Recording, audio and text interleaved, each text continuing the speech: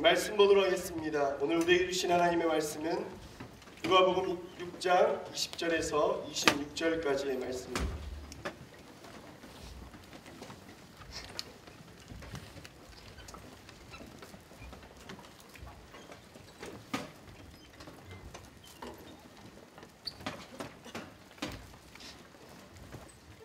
누가복음 6장 20절에서 26절까지의 말씀.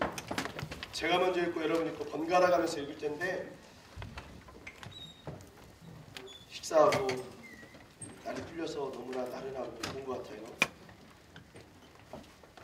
말씀을 크게 읽어서 잠자는 영혼이 깨어날 수 있도록, 잠들어가는 우리의 육신이 깨어날 수 있도록 말씀을 크게 읽도록 하겠습니다. 제가 먼저 봅니다. 예수께서 눈을 들어 제자들을 보시며 말씀하셨습니다. 너희 가난한 사람들은 복이 있으니 하나님 나라가 너희의 것이다.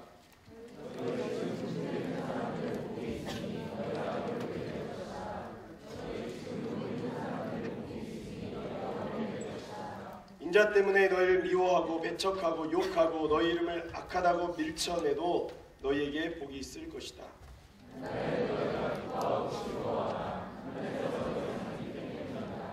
그의 조상들도 예언자들에게 이렇게 대했다. 그러나 너희 지금 부요한 사람들은 화가 있다. 너희가 이미 너희의 위로를 다 받았기 때문이다. 너희 지금 배부른 사람들은 화가 있다.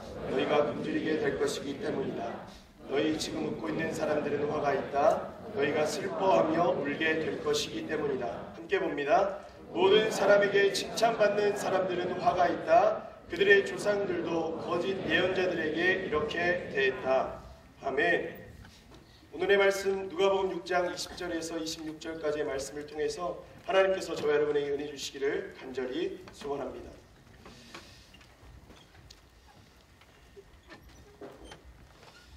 세상을 살아갈 때, 특별히 요즘에 많은 사람들이 공통적으로 이야기하는 것은 경제 사정이 점점 더 안 좋아지는 것 같다.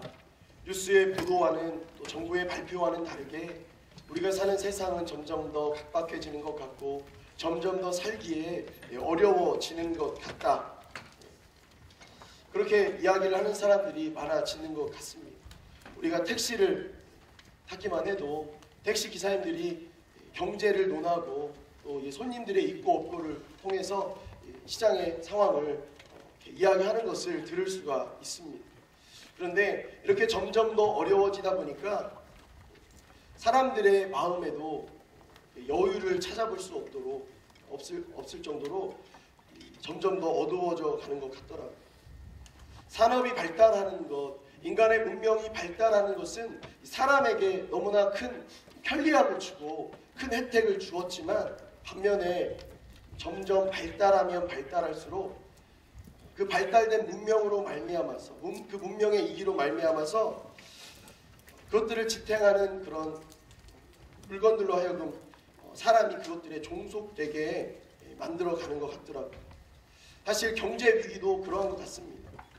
경제가 이렇게 발달하지 않았다면 사실 우리가 그것 때문에 크게 어려워하거나 불편해할 필요가 없을 텐데 경제가 발달함으로 말미암아 산업이 발달함으로 말미암아 그것에 우리가 점점 더 종속되어져 가고 있다라는, 그것에 너무 휘둘리고 있다라는 생각이 들더라고요.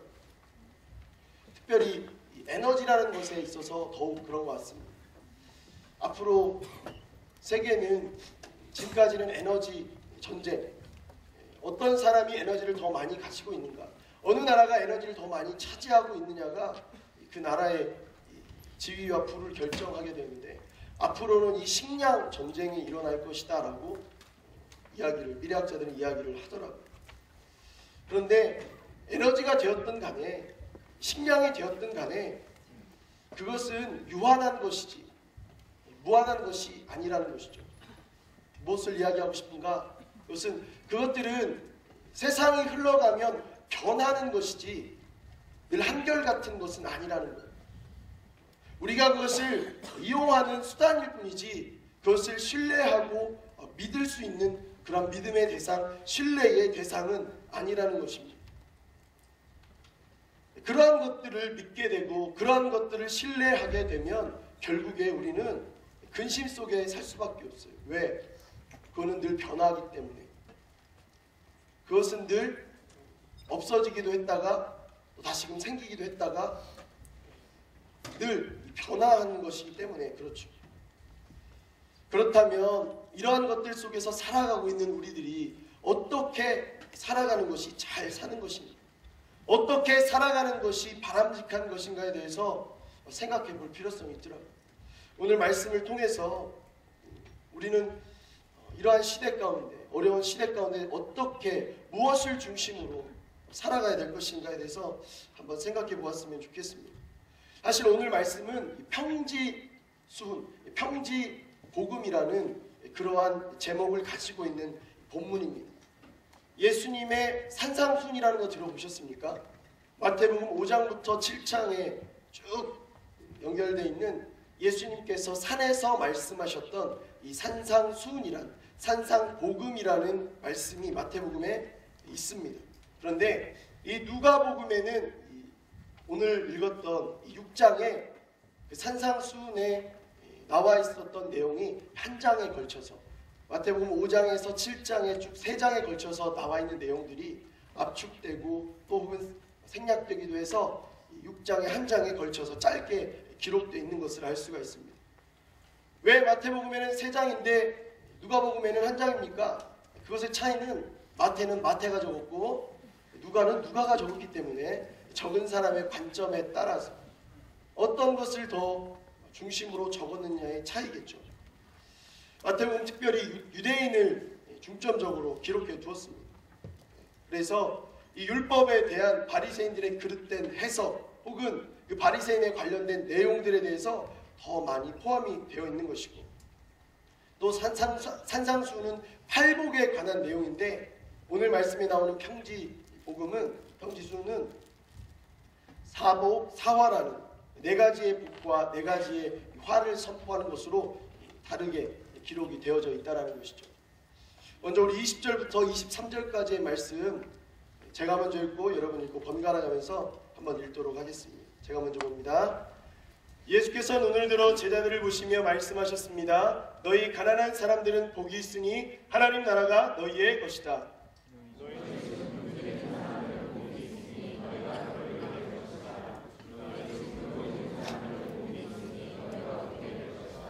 인자 때문에 너희를 미워하고 배척하고 욕하고 너희 이름을 악하다고 밀쳐내도 너희에게 복이 있을 것이다.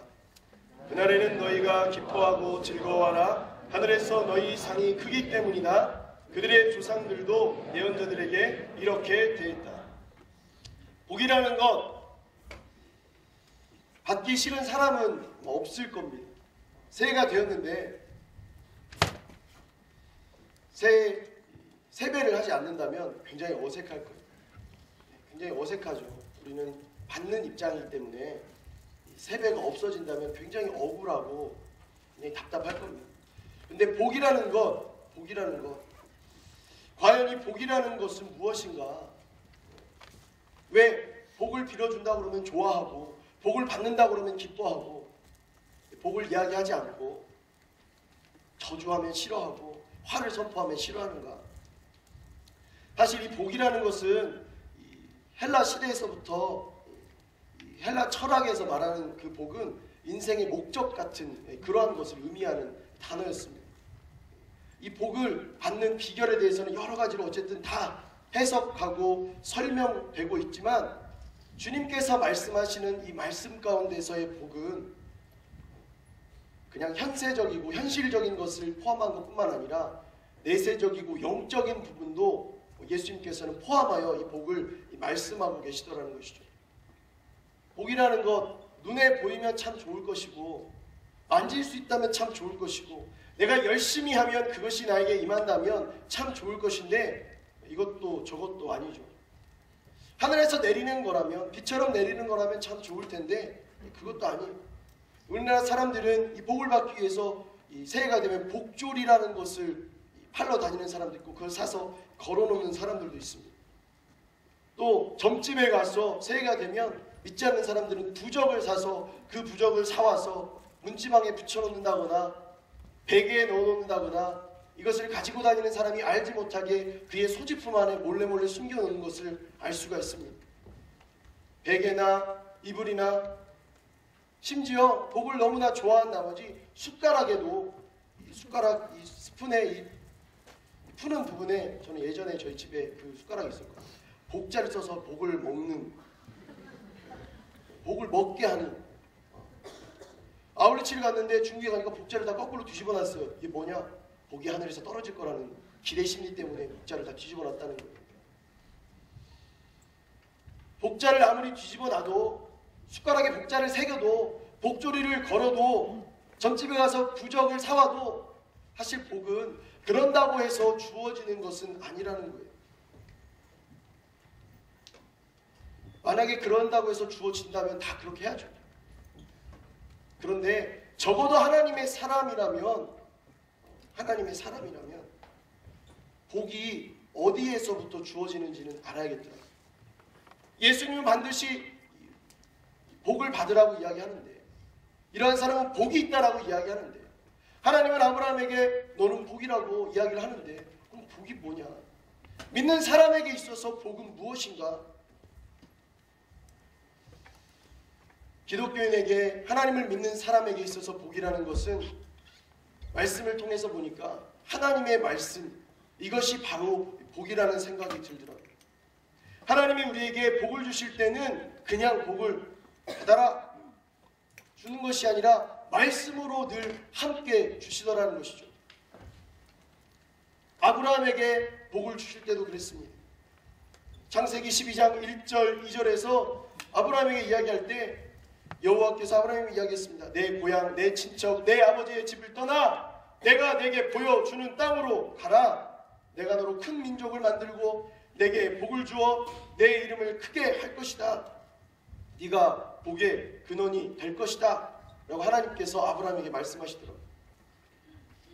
또 계속 읽어 내려가 보니까 창세기 15장에서 너에게 자식을 내가 허락해 주겠다, 이 땅을 너에게 허락해 주겠다라고 계속해서 말씀하시다라는 것이죠.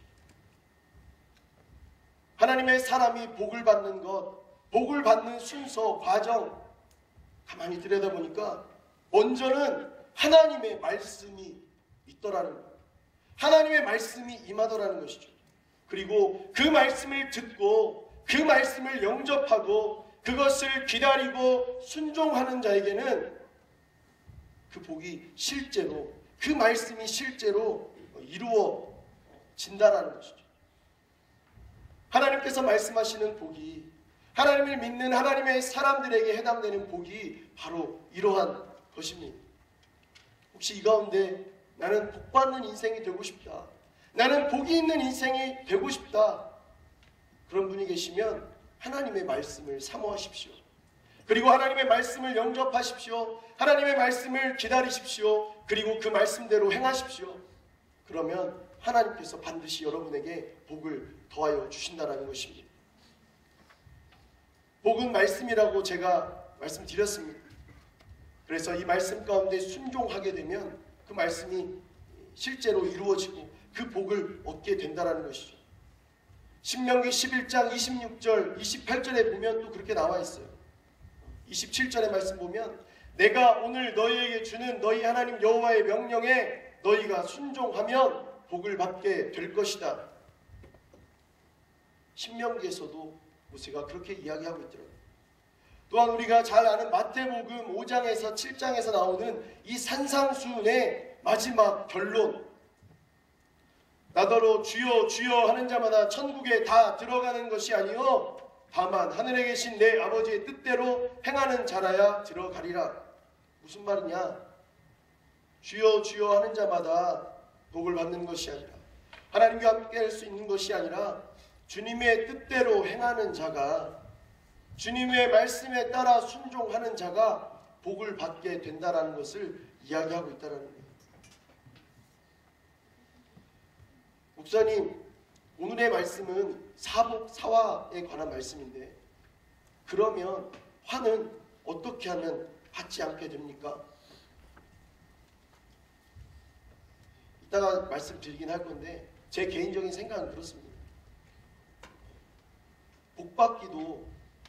복받기 위해서 하나님의 말씀대로 살아가기도 바쁜데 화를 입을 거를 걱정해서 살아가는 인생은 저는 제 개인적인 신앙으로는 잘 이해가 되지 않습니다. 여러분, 화를 입을 것을 걱정하여 그것에 따라서 살아가는 인생이 아니라 하나님이 주시는 복을 그것만을 받기 위해서 열심히 살아가는 것만으로도 우리는 바쁜 인생이에요. 화가 무서워서 하나님을 따르는 인생이 아니라 복을 받기 위해서 하나님의 말씀을 따라서 살아갈 수 있는 여러분들이 되었으면 좋겠습니다. 제가 인도에 아우리치를 갔었어요. 아우리치를 갔는데 선교사님 통해서 들은 것이 있습니다. 어느 큰 신전에 갔는데 사람들이 다 먹을 것을, 재물을, 물질을 다 한 알음씩 싸들고 계속 들어가는 거예요. 끊임없이 평일인데. 저기는 어떤 신전입니까? 이 사원 위에 엄청나게 무서운 형상들이 이렇게 다 있는 거예요. 저게 뭐냐 물어봤어요. 선교사님 이야기하는 거예요. 저 신전은, 저 사원은 인도 사람들을 괴롭히는 악신이 머무는 신전이라고 사람들은 이야기하는데, 자기한테 화를 줄까봐 미리미리 저 사람을, 저 악신을 달래기 위해서, 위로하기 위해서 미리미리 이걸 가지고 간다고 이야기를 하더라고요. 저는 제 신앙으로는 이해가 되지 않았습니다. 하나님은 반드시 복을 주시는 하나님이신데, 말씀대로 살면 복이 임한다고 말씀하시는데, 말씀대로 살지 않아서 그 화를 입을 것이 무서워서 저렇게 하고 있는가, 이런 생각이 들더라고요. 화를 두려워하는 인생이 아니라 복을 날마다 누릴 수 있는 여러분의 인생이 되어지기를 간절히 소원합니다. 오늘 말씀 가운데 네 가지의 복과 네 가지의 화를 이야기합니다. 근데 저는 이 복을, 어떤 복이 있는가에 대해서 이야기하기 전에 여러분이 가지고 있는 이 복에 관한 여러분의 관념은, 이 복에 관한 관점은 어디에 있는지 먼저 알아야겠더라고요. 어떻게 하면 복이 있고 행복이 있는지를 알고서 그것을 힘을 써야겠더라고요. 오늘 복에 대한 개념을 예수님께서 말씀하세요. 왜? 사람들이 복을 받아라 그러면 모르니까 이 복에 대한 개념을 상세하게 설명을 해주는 거예요. 근데 이 복 있는 사람의 유형에 대해서 네 가지로 이야기를 하시는데, 우리가 이 말씀을 읽으면 읽을수록, 묵상하면 묵상할수록 내가 살아가는 세상과는 그 관점이 다른 것을 볼 수가 있습니다. 때로 주님께서 말씀하시는 이 복에 대해서 묵상하고 이것대로 살아가려고 하면 내가 살아가는 이 삶이 잘못된 것 같은 느낌이 있어요. 그리고 이 말씀에 뭔가 반항하고 싶은 거부감이 들 때도 있습니다.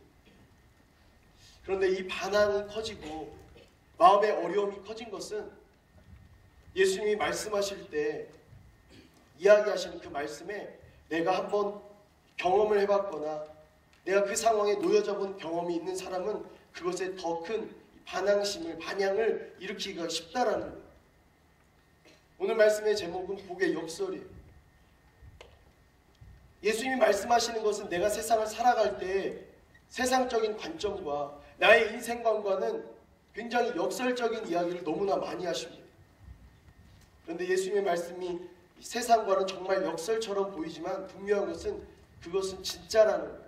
사실이라는 거예요. 진실이라는 거예요. 먼저 예수님께서 첫 번째로 말씀하셨던 복 있는 사람은 누구였냐면 20절의 말씀에 가난한 사람은 복이 있다라는 거예요. 어떻게 가난한 사람이 복이 있을 수가 있습니까? 가난한 자가 어떻게 복이 있습니까? 가난한 자는 날마다 멸시를 당하고 천대를 당하고 소외를 받고 있는데 이 세상에서 어떻게 이 사람이 복이 있다라고 이야기를 할 수 있습니까? 예수님, 말도 되지 않습니다. 이렇게 이야기할 수 있습니다.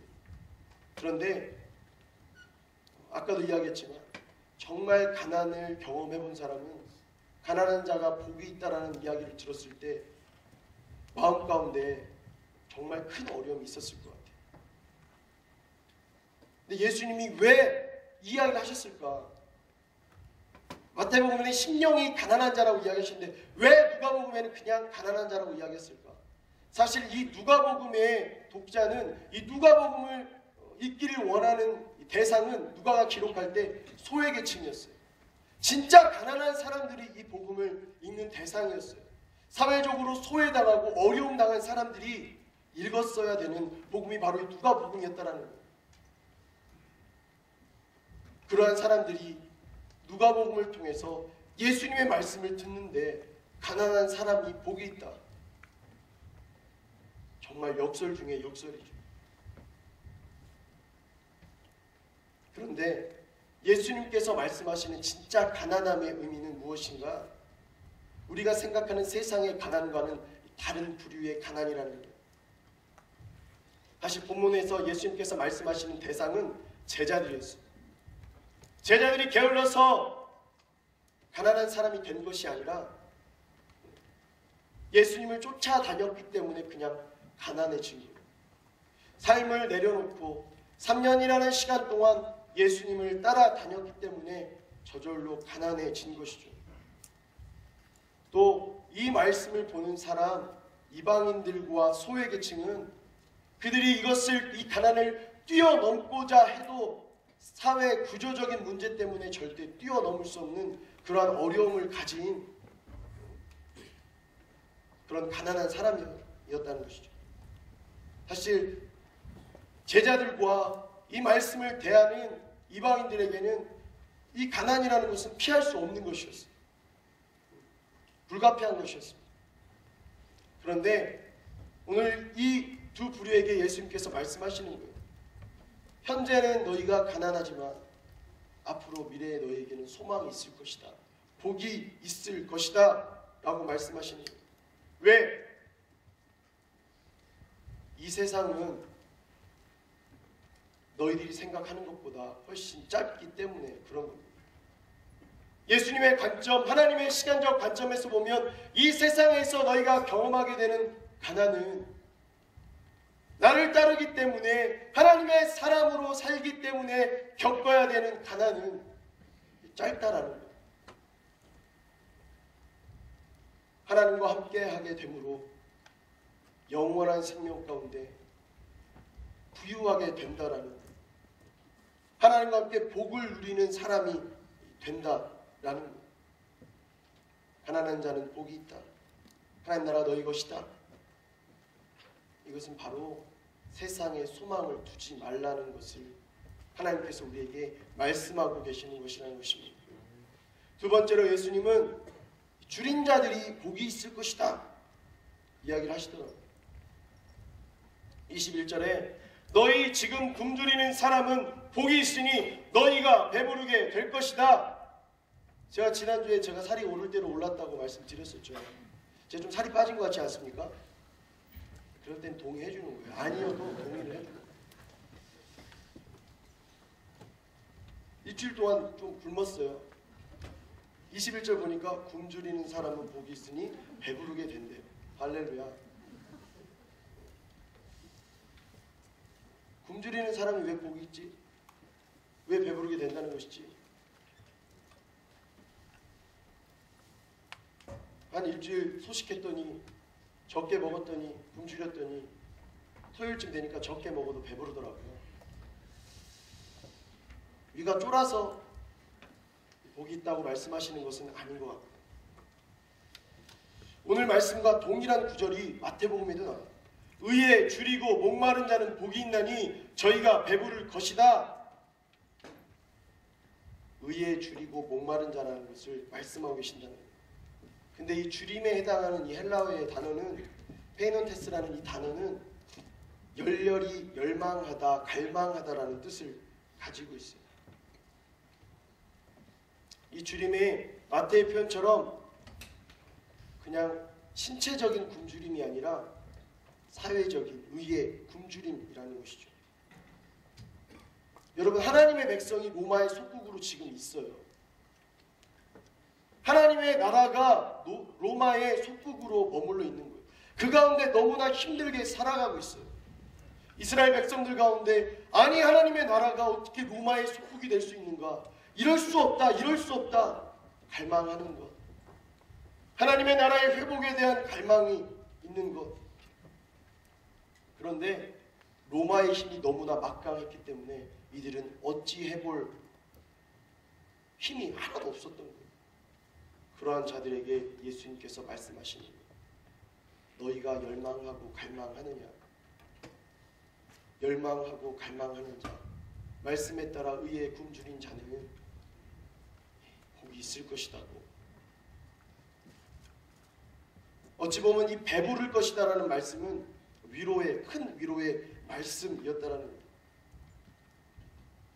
출애굽, 이스라엘 백성들이 그토록 이집트에서 나가고 싶을 때, 노예로 너무나 힘들게 살았을 때 하나님이 회복시켜 주셨잖아요. 어제는 3.1절이죠. 우리나라가 그토록 해방을 기다리고 기독교인들이 33일 안에 들어가서 열심히 의에 굶주린 채로 노력했을 때 우리가 해방을 맞이하는 것처럼 우리가 삶의 모든 자리 가운데서 거룩한 굶주림이 있는 자라면 나의 그 굶주림은 반드시 하나님이 채워주신다는 사실입니다. 나의 육신적인 배부름, 나의 육신적인 편함을 위해서 갈망하는 것이 아니라 하나님의 나라를 위한 갈망, 먼저 그의 나라와 그의 의를 구하는 그 갈망이 있을 때, 주림이 있을 때 하나님께서 반드시 채워주시는 복이 있다라는 사실입니다. 세 번째로 예수님께서는 우는 자들에 대해서 이야기를 합니다. 사람이 우는 이유는 여러 가지가 있죠. 슬플 때, 외로울 때, 기쁠 때 너무나 울어요. 저는 설교할 때, 기도할 때 울죠. 그동안 흘리지 못했던 눈물 마음껏 흘리는 것을 보게 되죠. 최근에 이산가족 상봉을 했을 때 보니까 엄청나게 울면서 너무나 기뻐하는 것을 보았습니다. 그런데 며칠 지나지 않아서 또다시 우는 거예요. 왜? 또 헤어져야 되니까 또 우는 거예요. 마음이 아팠어요. 고생하고 생사를 알지 못했던 자들을 만나서 너무나 기뻐서 울었었는데 또 헤어져야 되니까 또 울더라고요. 서러워서 울고 고생한 것이 억울해서 울고 통곡하고. 그런데 우리가 말하고 있는 오늘의 말씀에서 이야기하고 있는 그 울음은 그런 제가 먼저 이야기했던 그 울음이 아니라는 거예요. 여러분 슬플 때 실컷 울고 나면 마음이 후련하지 않습니까? 안 울어보셨나요? 슬플 때 저는 실컷 먹습니다. 그런데 실컷 울건 간에 실컷 먹건 간에 실컷 뭔가를 하고 나면 정말 큰 허무함과 외로움이 밀려온다는 것이죠. 울고 나면 엄청나게 부은 눈과 갈증이 있고, 많이 먹고 나면 실컷 먹고 나면 행복은 하지만 소화 안 돼가지고 막 미칠 것 같은 그 느낌. 오늘 말씀에서 우는 자란 감성적인 눈물을 이야기하는 것이 아니라 우는 것은 오늘의 이야기하는 애통하는 것, 우는 것은 자기의 죄악을 하나님 앞에 올바로 살지 못해서 그것으로 인하여서 우는 자들이 복이 있다고 말씀하시는 거예요. 웃게 될 것이라고 말씀하시는 거예요. 하나님, 나는 이러한 죄인입니다. 애통하고 자복하고 회개하는 자들은 웃게 될 것이다 라고 말씀하시는 거예요. 시편 51편의 말씀 보면 하나님이 구하시는 제사는 상한 심령이라 하나님은 상하고 통회하는 심령을 멸시치 않으신다. 하나님은 상하고 통회하는 심령을 멸시하는 기뻐하신다는 것이죠. 자기 죄를 깨닫고 회개하고 상하고 통회하는 마음으로 애통하는 심정으로 아버지 하나님께 나아가면 그 죄사함으로 말미암아 웃게 된다고 그렇게 이야기하고 있다는 거예요. 죄를 짓고 발 뻗고 못 잔다고 이야기합니다. 여러분, 우리는 죄인이라는 것을 너무나 잘 알고 있어요. 그렇다면 주 앞에 나올 때 주님께 고백하고 회개하고 자복할 때 하나님은 우리로 하여금 복의 사람이 되게 하신다는 것입니다. 주일에 예배를 나왔는데 무언가 마음이 더 무거워지고 어려워진다라면 이 예배 가운데 내가 온전히 주 앞에 그 십자가 아래로 내가 나아갔었는지, 우리가 성찬을 했지만 그 성찬에 합당한 사람으로 살아가고 있는지 늘 점검해 보아야 할 것입니다. 네 번째로 예수님께서 말씀하신 복은 예수님을 위하여 핍박을 당하는 자들에 대해서 이야기하고 있습니다. 사람은 누구나 호의를, 대접을 받기를 원합니다. 미움받고 소외받고 상처받고 하는 것을, 버림받고 하는 것을 기뻐하는 사람이 누가 있겠습니까? 그런데 예수님께서는 나를 위하여 버림받는 자, 소외받는 자, 욕을 듣는 자는 복이 있다라고 이야기를 하시더라고요. 근데 이것은 예수를 알게 되면, 예수님을 믿게 되면 당연히 받게 되는 핍박을 이야기하는 것이에요. 피할 수 없는 것이라는 것이죠. 예수님은 나 같은 사람을 위하여, 우리와 같은 사람을 위하여, 불의한 자들을 위해서 수치와 모욕을 당하셨습니다. 십자가를 감당하셨어요. 근데 우리는 어떻겠습니까? 만약에 예수님 때문에 불이익을 당한다면 기뻐하십시오. 내가 예수를 믿는 것 때문에 불편을 겪게 된다면 기뻐하십시오. 내가 예수를 믿는 것 때문에 가정에서, 학교에서, 직장에서, 어떤 관계에서 불이익을 당하고 불편을 당하고 핍박을 당한다면 여러분 기뻐하십시오. 왜? 지금 내가 예수를 제대로 믿고 있다는 증거이기 때문에 그렇습니다. 내가 세상에서 살아가는데 예수를 믿는 것 때문에 아무런 어려움이 없고 아무런 핍박이 없고 아무런 불편함이 없다면 과연 나는 예수님을 제대로 믿고 있는지 점검해 보아야 된다는 것입니다. 예수님을 제대로 따르게 되면 절대 어려움이 없을 수가 없어요. 핍박이 없을 수 없어요. 불편이 없을 수가 없습니다. 우리의 삶 가운데 불편이 없고 핍박이 없고 어려움이 없다면 나의 삶은 예수님이 없는 삶으로 살아가고 있지 않은지 점검해 보아야 한다는 것입니다. 여론조사라는 것을 세상에서는 하죠. 한국 갤럽 연구소 이런 얘기를 합니다. 근데 이 갤럽이라는 게 뭘까? 제가 이렇게 조사해봤더니 미국의 조지 갤럽이라는 사람이 있더라고요. 조지 갤럽이라는 사람이 갤럽 연구소를 만들었어요. 그래서 무엇인가를 조사하고 취합해서 이렇게 통계를 내는 것이 갤럽이라고 이야기하고 그냥 그런 것처럼 이렇게 됐더라고요. 근데 이 사람이 심리학을 공부해서 연구소를 설립했어요. 그리고 굉장히 많은 부분에서 굉장히 많은 일들에 대해서 통계를 내고 조사를 하고 이렇게 취합을 했습니다. 그래서 이 사람이 나이가 들어서 나중에 자기가 했던 부분에 대해서 조사했던 내용들에 대해서 전부 결과를 놓고 통합을 해보니까 사람들이 가지고 있는 최대의 관심사는 복, 행복이라는 것을 이 사람이 알게 되었어요. 그리고 이 사람이 이것에 대해서 나중에 TV에 나와서 발표를 했더라고요. 자기가 조사를 해본 모든 연구 결과를 토대로 한 바 가장 행복함을 느끼는 사람, 가장 복이 있다라고 느끼는 사람은 생생한 종교적 체험을 가지고 있는 사람이고 가장 불행하다고 여기는 사람은 알코올 중독자, 이 이야기를 했다고 하더라고요. 사실 여러분, 예수님이 십자가에 달리셨을 때 좌우에 있던 강도들, 물론 십자가를 감당했지만 십자가를 질 만한 큰 죄를 저질렀지만 예수님과 함께 달림으로 말미암아서 예수님이 오늘 네가 나와 함께 낙원에 있을 것이다 라는 큰 위로를 경험했잖아요.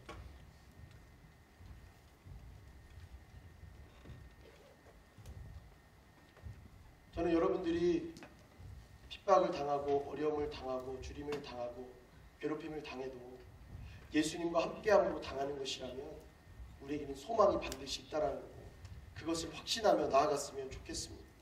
예수님은 가난한 자가, 줄인 자가, 우는 자가, 핍박으로 인해서 고난을 당하는 자가 복이 있다라고 이야기하고 있습니다. 하나님의 나라가 너희 것이라고 이야기하고 있습니다. 여러분, 하나님의 사람입니까? 하나님의 나라를 소유한 백성입니까? 좌우에 계신 분 한번 보겠습니다. 가지고 있는 것 같아요? 그럴 때는 그냥 있는 것 같다라고 이렇게 고개를 끄덕여주는 거예요. 우리 좌우에 계신 분들 향해서 우리 한번 선포해 봅시다. 당신은 하나님의 사람입니다. 당신은 하나님의 사람입니다. 하나님의 나라가 당신의 것입니다. 좋습니다. 저는 여러분들이 하나님의 사람이 되었으면 좋겠고 그 복을 누리는 사람이 되었기를 간절히 소원합니다.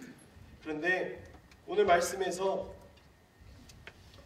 27절부터 28절까지 말씀을 한번 가져봅시다. 27절부터 28절까지 시작. 네, 27절부터 아니 제가 잘못 이야기했습니다. 빌립보서 1장 27절부터 28절, 빌립보서 1장 27절부터 28절까지 한번 같이 봅시다. 시작.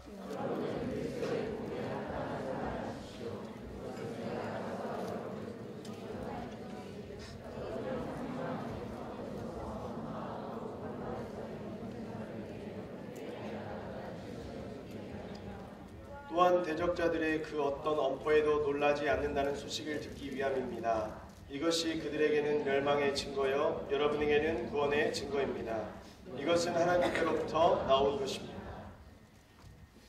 빌립보서 1장 27절 28절 말씀 보면 예수를 대적하는 자, 이 사람들은 반드시 화가 있다라고, 화가 될 것이다라고 이 내용을 알 수가 있습니다. 어떤 사람이 화의 대상이 되는가? 오늘 말씀에 24, 25, 26절에 화가 있는 사람은 어떤 사람인지에 대해서 기록이 되어져 있더라고요. 첫 번째로 그들은 부요한 자라고 이야기를 합니다. 사실 이 부라는 것이, 물질이라는 것, 재물이라는 것이 아주 유용하게 사용하면 굉장히 좋은 것입니다. 그런데 잘못하면 그것에서부터 악이 싹트는 것을 보게 됩니다. 사람은 사실 부유해지면, 풍요로워지면 게으르고 나태해집니다. 또한 이 게으르고 나태해짐이 우리로 하여금 죄로 빠져들게 합니다. 왜 그럴까? 왜 그럴까? 사실 부유하게 되면 사실 경제적인 어려움이 주변에 있어도 자기는 그 어려움에 빠지지 않게 되잖아요. 하나님이 우리의 산성이 되시고 피난처가 되어야 되는데 물질이 나의 어려움을 이겨내는 어떤 산성이 되기 때문에, 피난처가 되기 때문에 그렇다는 거예요. 부유하다고 해서 하나님의 복이 임하는 것이 아닙니다. 혹시 여러분 가운데 부유하고 싶어서 그 부유함이 목적으로 살아가고 있는 분이 계십니까? 저는 여러분들이 다 부유해졌으면 좋겠어요. 그런데 부유해지기 이전에 먼저 여러분들이 부유함을 가질 때, 어떤 나에게 시험이 올 때 그 시험을 이길 수 있는 믿음을 달라고 먼저 기도하는 게 먼저라는 거예요. SBS 그것이 알고 싶다 거기에서 방송을 한 적이 있습니다. 돈의 맛, 그대 아직 돈벼락을 꿈꾸는가. 로또 당첨자에 대해서 이게 올해 초에 이 방송을 했었거든요. 여러분, 로또라는 것 여러분 당첨되고 싶지 않습니까? 예.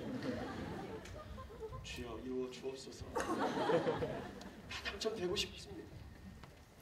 제가 예전에 머리를 깎으러 간 적이 있는데 깎고 나니까 1,000원짜리 로또를 한 장 주더라고요. 서비스로 받았어요. 저는 저도 사기 때문에 이거 안 받아도 괜찮습니다 하고 내려놨어야 되는데 받게 되더라고요. 그냥 주는 건데 뭐 받았어요. 근데 이게 참 무서운 거더라고요. 당장 그것으로 인해서 제가 어떤 물질적인 이득이 된 것은 전혀 없었어요. 그냥 꽝이었습니다. 근데 월요일에 제가 쉬기 때문에 월요일에 머리를 잘랐는데 월요일부터 토요일까지 대박! 1,000원의 행복.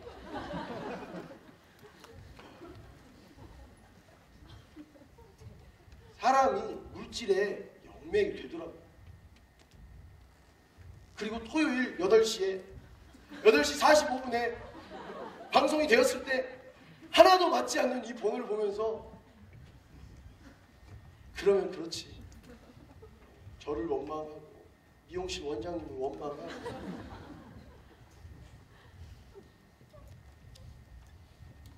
저의 경험은 그랬는데 이 프로그램에서 나왔던 것은 한 중국집 배달원이 이것을 로또를 맞은 것이죠. 1등이 당첨이 돼서 19억을 수령한 거예요. 우와. 그래서 이 중국집에 나 로또 됐습니다. 그러고 중국집에 200만 원이 넘는 오토바이도 다 사주고 직원과 주인에게 거액을 탁 주고 바이바이 하고 갔다는 거예요. 근데 나중에 조사해보니까 돈을 다 탕진한 후에 가정폭력 피의자가 되어 있다. 또 어떤 분은 아내와 이혼 소송 중이다. 또 어떤 분은 화물차에 소금을 싣고 다니는 소금 장수가 있었는데 1등이 된 거예요.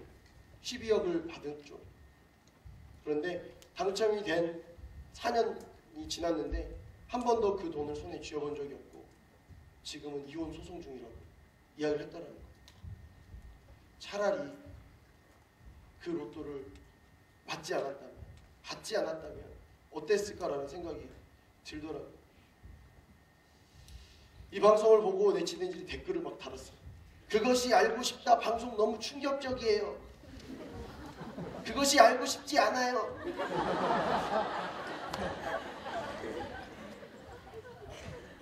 로또 방송 돈이 많다고 행복한 것이 아니더라. 긍정적인 댓글도 많이 있었어요. 아니 그래도 좋으니 나는 로또를 맞고 싶어요 하는 댓글도 굉장히 많았다고 하더라고요. 충격적인 사실인 거죠. 무언가가 나에게 많이 거대한 것이 큰 것이 나에게 임했을 때 좋을 줄 알았는데 좋은 게 별로 없었다는 거죠. 굉장히 우픈 현실인 것이죠. 부요한 자들, 여러분 우리가 추구해야 될 분은 세상의 것이 아니에요. 그리고 세상의 부요함이 우리에게 임했다 할지라도 그것을 세상의 관점으로 그것을 사용하면 안 된다는 것입니다. 제가 대학생 친구들, 제가 대학교에서 왔기 때문에 대학생 친구들이 취업할 때 제가 늘 이야기합니다. 돈 많이 벌어. 네, 알겠습니다. 네가 나보다 많이 버니까 선교 많이 해. 하하하하 하하 하하. 돈은 많이 벌고 싶지만 선교는 분명한 것은 부요함도 하나님이 허락해 주실 때 가능한 이야기입니다. 세상의 죄악으로 물든 부요함은 오히려 우리로 하여금 더 가난하게 만든다는 사실입니다. 두 번째로 배부른 자들에 대해서 이야기를 하세요. 너희 지금 배부른 사람들은 화가 있다. 너희가 굶주리게 될 것이기 때문에. 사실 저는 이 화에 대해서 이야기를 할 때 이 화를 어떤 관점에서 이 화를 이야기해야 될까? 저는 때가 중요한 것 같아요. 때. 배가 불러야 있어야 될 때가 있는데 배가 부르지 않고 지금은 배가 부르면 안 되는데 불러 있으면 굉장히 문제인 거죠. 비만이 오면 건강을 해치게 돼 있는데 비만이 왔음에도 불구하고 계속 먹으면 결국에는 이 비만 때문에 굶주리게 되어 있는 것이죠. 저는 굉장히 치킨을 사랑하는 사람입니다. AI 다 먹어 없애버려.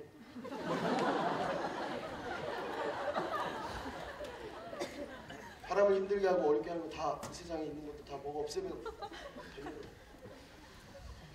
밤마다 치킨을 먹는데 요즘엔 좀 좋아요. 왜냐하면 치킨 빨리 와요. 주문이 없을 때.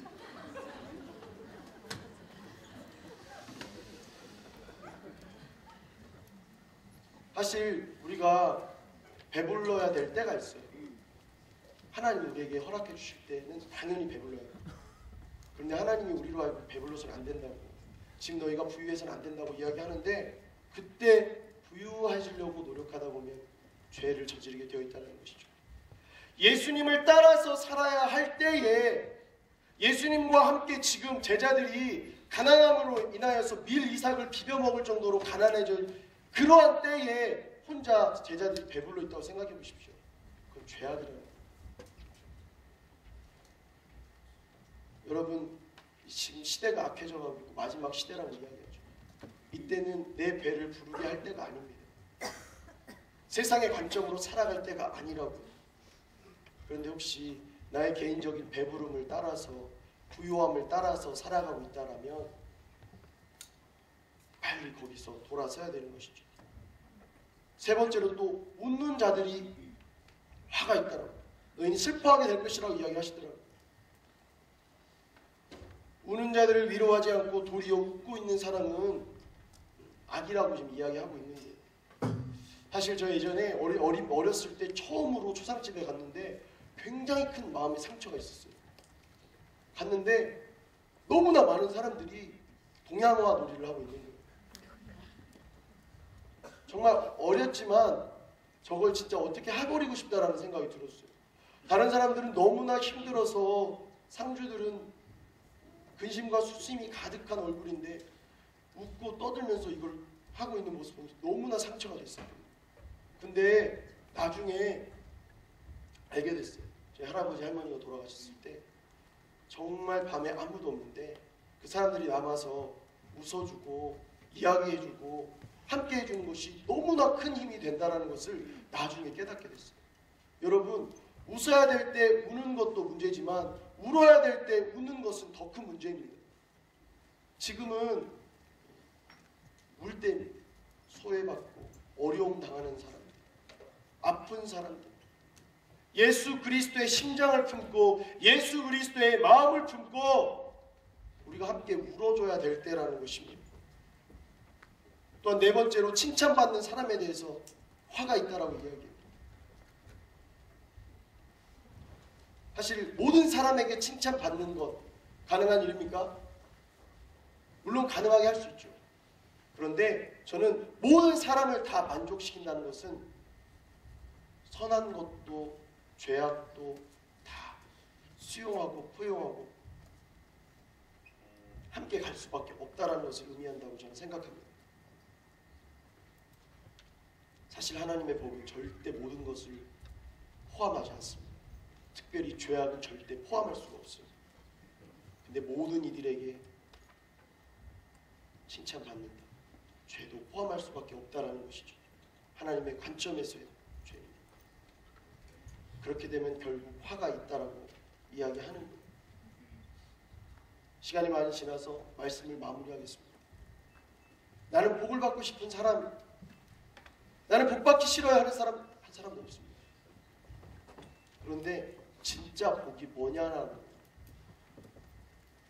시편 기자의 말씀 가운데 여호와를 가까이함이 내게 복이라라는 말씀이 나옵니다. 여호와를 가까이 했는데 내게 복이 없다, 복이 있다라고 생각이 되지 않는다면 진짜 여호와를 가까이 하고 있는지 점검해 보아야 합니다. 예수님을 너무나 가까이 하고 있는데 나에게 불편이 없고 어려움이 없다, 그럼 그건 역시 점검해 보아야 합니다. 그냥 화를 당하지 않는 것에서 안심되는 삶을 살아가는 것으로 만족하는 것이 아니라, 하나님, 나는 하나님의 사람입니다. 하나님, 나는 하나님으로 말미암아 복이 있는 사람이 되기를 원합니다.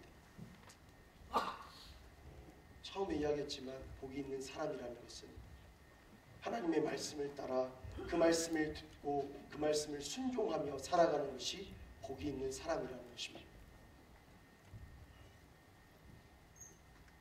오늘 하루 들은 말씀, 깨달은 말씀, 또한 순모임을 하는 동안에 하나님이 나에게 하시는 말씀은 무엇이 있을까? 그리고 내가 순종해야 되는 말씀은 어떠한 말씀일까? 여러분 삶 가운데서 하나님의 말씀에 순종함으로 내가 이루어야 될 것은 무엇인가?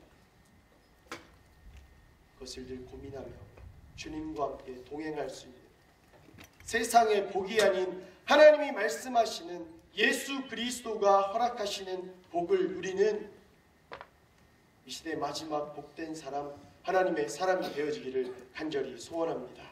우리 기도하며 나아갑시다.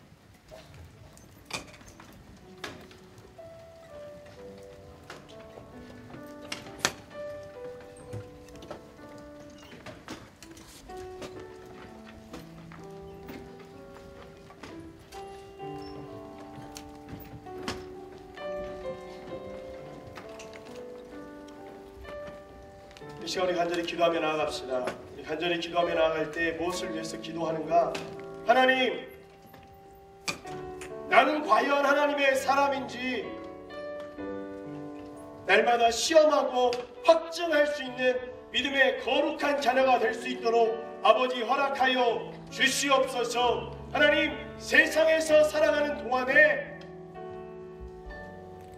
아무런 어려움이 없고 아무런 불편함이 없고 아무런 핍박이 없이 너무나 잘 살아가고 있다면, 하나님, 나의 삶을 돌아보아서 하나님의 사람으로 살아가고 있는가? 세상이 만족해하고 세상이 기뻐하고 즐거워하는 사람으로 살아가고 있는가? 날마다 시험하고 확증할 수 있는 믿음의 거룩한 자녀가 되게 하여 주시옵소서. 이 시간에 간절히 기도하며 나아갑시다. 하나님, 하나님의 사람이 되게 하여 주시옵소서. 주가 허락하시는 복을 누리는 믿음의 거룩한 자녀 될 수 있도록 아버지여 함께하여 주시옵소서. 이것을 놓고 기도하며 나아갈 때 우리 주님의 이름을 한번 부르고 우리 간절히 기도하며 나아가도록 합시다. 기도하시겠습니다.